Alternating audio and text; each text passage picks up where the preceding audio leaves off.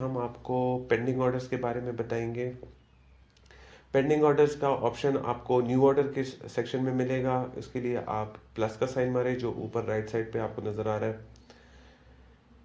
Plus का sign मारने के बाद आप न्यू ऑर्डर के ऑप्शन पे आ जाएंगे। यहाँ पर आपको यूरो यूएसडी सबसे ऊपर लिखा हुआ है ब्लू लाइन पे, उसके बाद आपके पास मार्केट एग्जीक्यूशन लिखा हुआ है। जैसे हमने पिछले वीडियोस में आपको एक्सप्लेन किया था कि मार्केट एग्जीक्यूशन अगर आप सेलेक्ट करेंगे तो इसका मतलब ये है कि आप करंटली इसी वक्त इसी प्राइस पे आप बाय या सेल करना चाहते हैं, ठीक है। लेकिन अगर आप किसी फ्यूचर की प्राइस पे बाय या सेल करना चाहते हैं, फॉर एग्जांपल अभी करंट प्राइस हो $10, लेकिन आप चाहते हो कि प्राइस जब $8 तक आ जाए तो आप बाय करें, तो उस सूरत में आप मार्केट एग्जीक्यूशन यूज नहीं करेंगे, आप पेंडिंग ऑर्डर यूज करेंगे, ठीक है। हमारे पास पेंडिंग ऑर्डर 4 किस्म के हैं जो डिफरेंट सिनारियोज के लिए हैं, ठीक है। तो जो भी पेंडिंग ऑर्डर आप प्लेस करेंगे, जब उसकी डिजायर्ड प्राइस पहुंचेगी तो तब वो जाके एग्जीक्यूट हो जाएगी। अगर उसकी डिजायर्ड प्राइस मतलब फॉर एग्जांपल अगर मैंने $8 पे पेंडिंग ऑर्डर बाय का लगाया हुआ है और $8 कभी भी नहीं आता, तो मेरा पेंडिंग ऑर्डर कभी भी एग्जीक्यूट नहीं होगा। लेकिन अगर प्राइस फॉर एग्जांपल अगर ये गोल्ड की प्राइस थी और प्राइस $8 पे आ जाती है तो मेरा पेंडिंग ऑर्डर ट्रिगर हो जाता है, ठीक है। तब तक profit and loss pending order का नहीं होता जब तक वो ट्रिगर नहीं होता। तो शुरू करते हैं, देखते हैं कि हमारे पास कितने किस्म के पेंडिंग ऑर्डर हैं और वो हमें क्या क्या फायदा पहुंचा सकती है, ठीक है। मार्केट एग्जीक्यूशन पे क्लिक करेंगे तो आपके पास सारे ऑप्शंस मार्केट एग्जीक्यूशन से नीचे आ जाते हैं। सबसे ऊपर है बाय लिमिट। जब आप बाय लिमिट सेलेक्ट करेंगे तो इसका मतलब है कि आप बाय करना चाहते हैं, ठीक है। अब फॉरेक्स ट्रेडिंग में मार्केट में दो दो जगहों पे आप बाय कर सकते हैं। नंबर 1, करंट मार्केट से ऊपर बाय कर सकते हैं या करंट मार्केट से नीचे भी बाय कर सकते हैं, ठीक है। तो जो बाय लिमिट है वो आप तब यूज करें जब आप करंट मार्केट से नीचे बाय करना चाहते हो। फॉर एग्जांपल जैसे मैंने आपको एग्जांपल में बताया कि let suppose current market price जो है वो इस वक्त गोल्ड की ₹100 चल रही हो, फॉर एग्जांपल, ठीक है। और आप चाहते हो कि जब ₹95 पे इसकी प्राइस आए तो आप बाय आपकी लग जाए, तो आप उस सूरत में बाय लिमिट यूज करोगे, ठीक है। इसी तरह अगर आप चाहते हो कि करंट मार्केट प्राइस ₹100 की है, लेकिन जब मार्केट में प्राइस ₹110 पे पहुंचे तो तब आप बाय करो। फॉर एग्जांपल अगर आपकी स्ट्रेटेजी या टेक्निक या आपका एनालिसिस आपको ये कहती है कि अगर ये 110 पे पहुंची तो 110 के बाद ये 130 पे पहुंच जाएगी, फॉर एग्जांपल। लेकिन अगर 110 की प्राइस पे इसने हिट नहीं किया तो फिर ये वापस 100 पे आ जाएगी, फॉर एग्जांपल, ठीक है। तो इस सूरत में हम ये कर सकते हैं, इस सूरत में हम ये कर सकते हैं कि हम 110 पे बाय स्टॉप लगा दें, ठीक है। और जैसे ही प्राइस 110 पे पहुंचेगी तो हमारी बाय का ऑर्डर ट्रिगर हो जाएगा, ठीक है। इसी तरह हमारे पास दो ऑप्शंस हैं सेल के लिए। अगर हम सेल स्टॉप लगाते हैं तो हम करंट मार्केट प्राइस से नीचे सेल कर सकते हैं, ठीक है। फॉर एग्जाम्पल अगर गोल्ड की प्राइस है ₹100 और हम चाहते हैं कि ₹90 पे जब ये प्राइस पहुंचे तो हमारी एक सेल ट्रिगर हो जाए। हम चाहते हैं कि 90 पे हम गोल्ड को सेल कर दें, इसलिए कि हमारे एनालिसिस के मुताबिक 90 अगर इसने क्रॉस कर दिया तो उसके बाद ये $50 पे जाएगी, ठीक है। तो उस सूरत में फिर हम सेल स्टॉप लगाएंगे 90 की प्राइस पे जो कि करंट मार्केट प्राइस से नीचे है। इसी तरह अगर आप करंट मार्केट प्राइस से ऊपर सेल लगाना चाहते हैं तो आप यूज करेंगे सेल लिमिट, ठीक है। जैसे फॉर एग्जांपल मैं आपको बता दूं, अगर गोल्ड की प्राइस ₹100 है और आप चाहते हैं कि ₹115 पे जब पहुंचे तो गोल्ड उसके बाद मैं उसको सेल कर दूं, मेरे ख्याल में 115 से ऊपर उसने नहीं जाना और उस 115 के बाद ये वापस 110 पे आएगी, तो आपके लिए इस वक्त उस वक्त बेस्ट ऑप्शन ये होगा कि 115 पे आप गोल्ड सेल कर दें।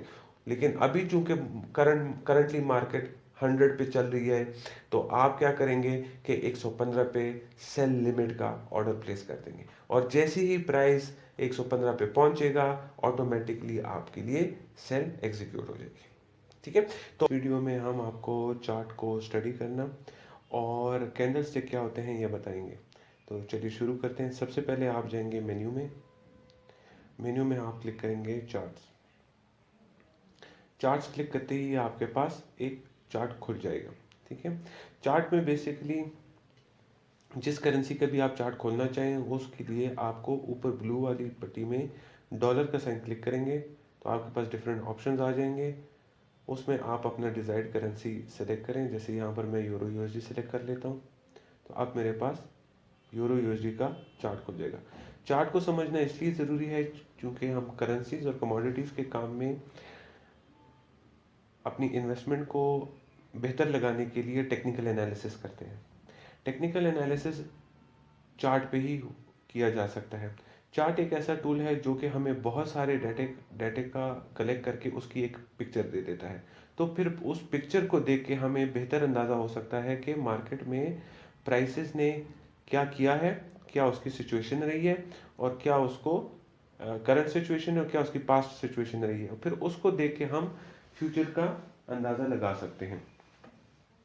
सबसे पहले अगर आपको नज़र आए तो आपके राइट साइड पे आपको प्राइस नज़र आती है। जैसे अब ये यूरो यूएसडी का चार्ट है तो यूरो यूएसडी के पेयर की जो प्राइस है वो आपको राइट साइड पे कॉलम में आपको नज़र आएगी और नीचे एक्स एक्सेस पे आपको टाइम नज़र आएगा। ठीक है, चार्ट को आप डिफरेंट फॉर्मेट्स में देख सकते हैं। जो आपको नज़र आ रहा है इसको हम कैंडल स्टिक्स कहते हैं। कैंडल स्टिक्स बेसिकली हम इन ब्लैक एंड वाइट बॉक्सेस को कहते हैं जो कि आपको स्क्रीन पे नज़र आ रही है। मैं इसको जूम आउट कर रहा हूँ। हर कैंडल स्टिक एक मखसूस वक्त को रिप्रेजेंट कर रहा होता है। ठीक है, ये यूज़र डिफाइंड होता है। अगर आप जिस टाइम का भी कैंडल देखना चाहते हैं वो आप खुद एडजस्ट कर सकते हैं। इसके लिए आप चार्ट पे क्लिक करेंगे, आपके पास एक सर्कल खुल जाता है। सर्कल में आप जो है तो आपको डिफरेंट ऑप्शन है जैसे M1, M5, M15। M1 का मतलब 1 मिनट।